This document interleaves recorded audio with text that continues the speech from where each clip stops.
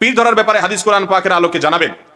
ভাই, আল্লাহ তাআলা আমাদেরকে কোরআন এবং হাদিসকে অনুসরণ করার নির্দেশ করেছেন। আল্লাহ বলেছেন, মা আতাকুমুর রাসূলু ফাখুযু, তোমাদেরকে যা রাসূল দিয়েছেন সেটা তোমরা ধরো। না পীর ধরতে বলছেন? আল্লাহ বলছেন রাসূল যা দিয়ে গেছেন সেটা তোমরা খুযুহু মানে কি, সেটা তোমরা ধরো।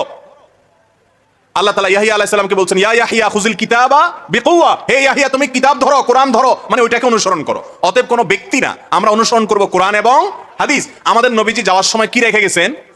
তিনি বলেছেন, তারাকতু ফিকুম আমরাইন, তোমাদের মাঝে দুইটা জিনিস আমি রেখে গেলাম, কিতাব আল্লাহি ওয়া সুন্নাত রাসূলি ওয়া সুন্নাত নবী। তোমাদের সামনে দুইটা জিনিস আমি রেখে গেলাম, সেগুলো তোমরা পাকড়াও করবা, ধরবা। একটা হলো কিতাব কোরআন, আর একটা হলো কি হাদিস। ওলামায়ে কেরামের মাধ্যমে ব্যাখ্যা জেনে সেগুলোকে আমরা গ্রহণ করব। কোনো ব্যক্তিকে অন্ধের মতো অনুসরণ করা জায়েজ নাই, বিশেষ করে যখন কোরআন হাদিস বিরোধী কিছু পাওয়া যাবে তখন অন্ধের মতো অনুসরণ করার সুযোগ নাই। এরপরে প্রশ্ন হলো, তাহাজ্জুদ নামাজ সুন্নাত নাকি নফল ইবাদত? তাহাজ্জুদ এটা সুন্নাত, নবী সাল্লাল্লাহু আলাইহি ওয়াসাল্লাম পড়েছেন সেজন্য। আবার ফরজ নামাজের বাইরের, ওয়াজিবের বাইরের, নফল মানে এক্সট্রা, এটা এক্সট্রা ফরজ ওয়াজিবের বাইরে, সেদিক থেকে এটাকে নফল বলা যায়, কিন্তু এটা মূলত সুন্নাত। কেউ যদি নফলের নিয়তে তাহাজ্জুদ পড়ে নামাজ হয়ে যাবে, সুন্নাতের নিয়ত করলেও নামাজ হয়ে যাবে। দত্তক কন্যা সন্তান ও বালেগ হওয়ার পর সে বাবার সাথে দেখা দিতে পারবে কিনা, কোনো বা শিক্ষা প্রতিষ্ঠানে পিতার জায়গায় তার নাম লেখা যাবে কিনা। কোন সন্তান আপনি পালক আনছেন, পালক আনলে সে আপনার আসল পুত্র, আসল সন্তান কোনোদিনই হবে।